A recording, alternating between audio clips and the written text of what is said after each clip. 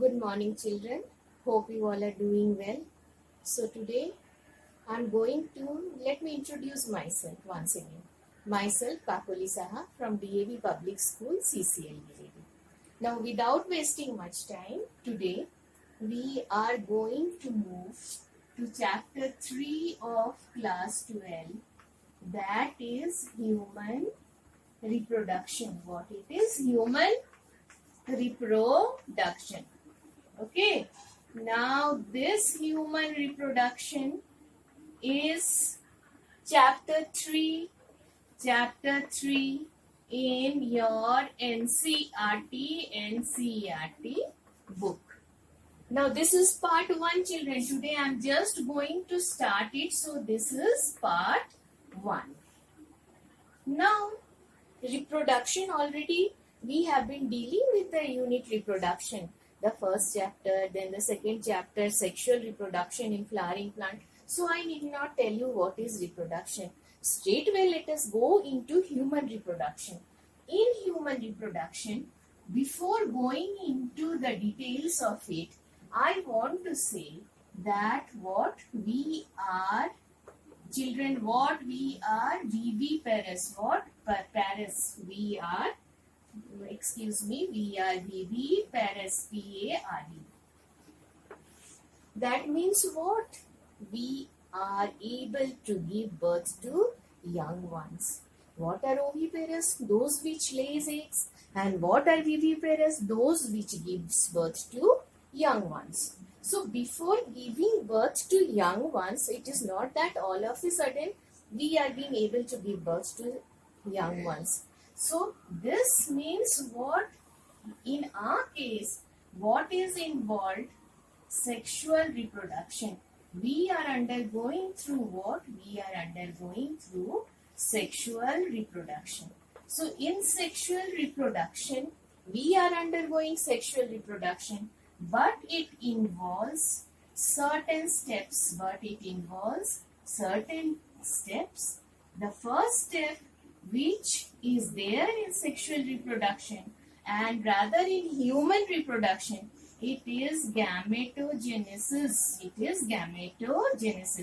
What is the first point, children? Gametogenesis. In sexual reproduction, in humans, always remember the first thing is gametogenesis. What is gametogenesis? It is nothing but it is formation of gametes. What it is? Formation of gametes. So you have seen now what it's gametogenesis. It is formation of gametes. Already you know. So the first point, what it is? It is gametogenesis.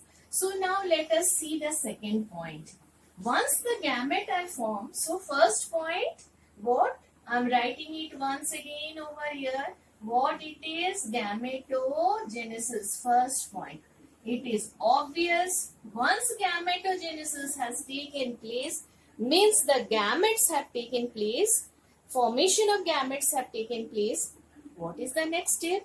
They need to be transferred to the respective sites. Where? To the respective sites. Yes. So in human reproduction, what should be the next step? It is insemination. What it is? Insemination. Children, first is gametogenesis. In human reproduction, what is gametogenesis? It is formation of gametes. Male gametes जानते हो ना? It is sperm. Female gametes, it is ova or eggs. Now, after formation of gametes, after formation of male gametes, sperms, in what? In males, it need to be transferred to the females. है कि नहीं? If the male gamete is not transferred to the females or in the females, then the rest of the process would not take place. Then what? No reproduction. So, for after formation of gametes, the next step is what? Insemination. Means the sperm needs insemination is the process in which the sperm is transferred to the female genital tract. Now, the third step. Once it has the sperm or the male gamete. First it was formation of male gametes, female gamete. Second is the gametes need to come close to each other. For it, the male gamete, that is the sperm, has to be transferred to the female reproductive tract, and that is by a process known as insemination. What it is? Insemination.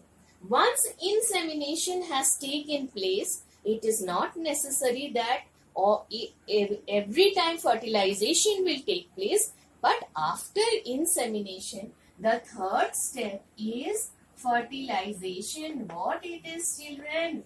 Fertilization. What it is? Fertilization means formation of gametes had taken place.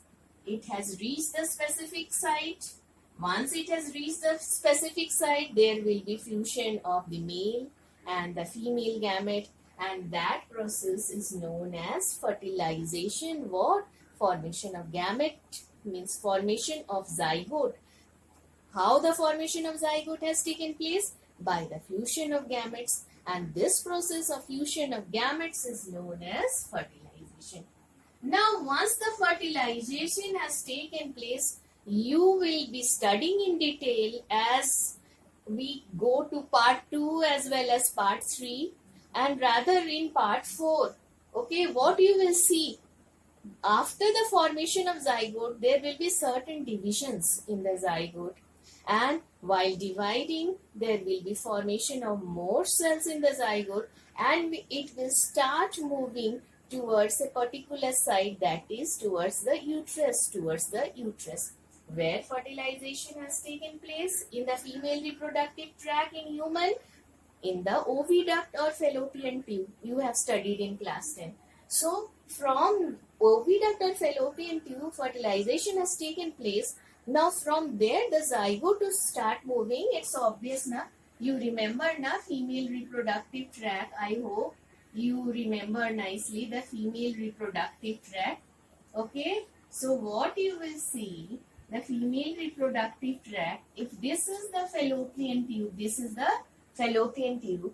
If fertilization has taken place over here, the zygote will start dividing, and it will divide, and it will start moving towards what? Towards the uterus, and it will settle, or rather it will implant itself, it will fix itself in the uterus, a place in the female body, in the reproductive tract, that is the womb. That is the place where the dividing zygote, rather it is known as blastocyst, it will get implanted, because it cannot move about here and there.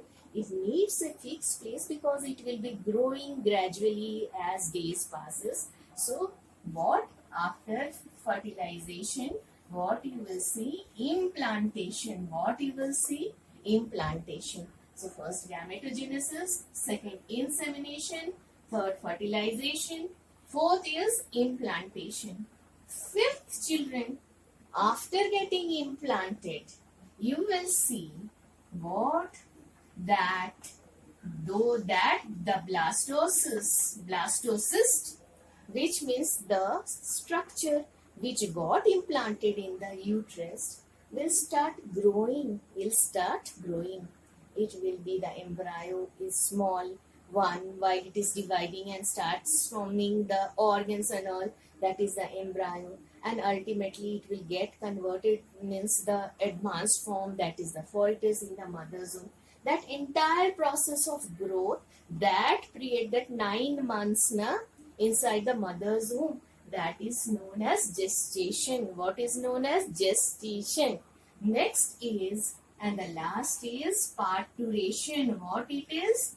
Parturition. What means? Now after 9 months, what? That fully grown fetus is ready to come out of the womb of the mother or the mother's body, and that process is known as parturition, means delivery of that growing embryo or the fetus out of the mother's womb. So again, remember, in human reproduction, we will be dealing one by one with all these things. all these steps in detail, and you need to remember that since we are undergoing sexual reproduction, the sexual reproduction involves all these steps. What does it do? It involves all these steps.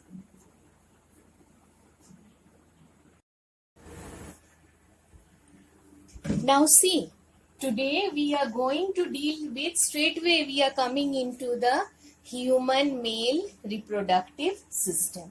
So what you see in the human male reproductive system, you will see that there is a pair of testes. You can see there is a pair of testes. Okay, this is one testis, this is the another testis. So what it is? There is a pair of testes in the human male reproductive system.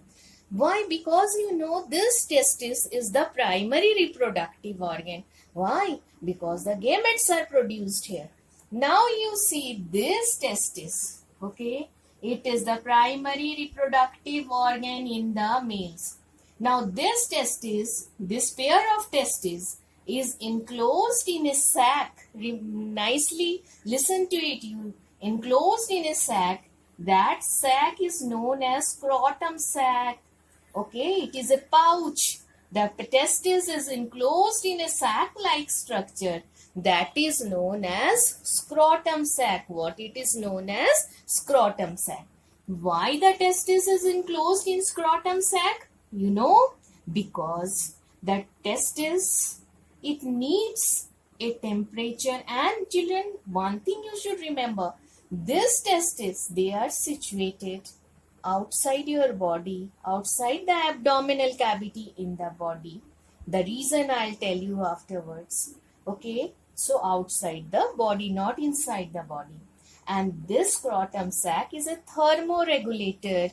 It maintains a temperature 2 to 3 degrees Celsius or 2 to 2.5 degrees Celsius lower than the body temperature.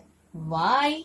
The sperm at the time of production in the testis cannot tolerate the body temperature, cannot tolerate the body temperature.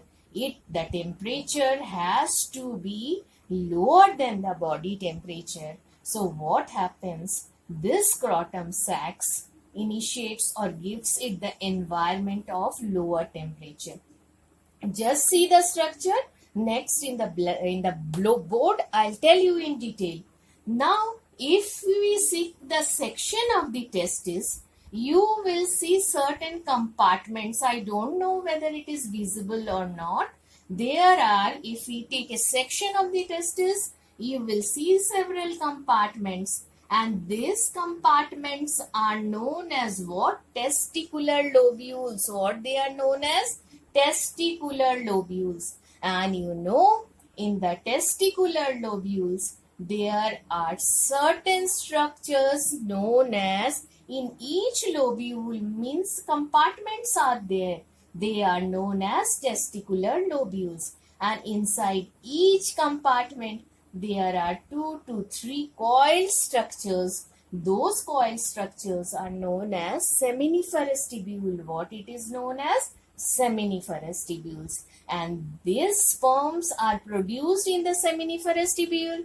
I'll explain in detail. And they come through after reproduction. You see there is a space over here that is known as retitestis. Through this retitestis, the sperm reaches here, that is known as vasa efferentia. और उसके बाद वो Auric structure में आता है जिसका नाम क्या है? एपिडिडाइमिस. क्या नाम है? Epididymis. And this epididymis, what joins the vas deferens, and this vas deferens, what does it do? It carries the sperm inside the abdominal cavity, So what you are seeing? You see the vas deferens, coming here. Then what you will see, that this vas deferens, ultimately what happens? This vas deferens will come up, extend, and ultimately it will join with what? With the urinary tract, that we will discuss it afterwards. So this was all about the structure of the male reproductive system.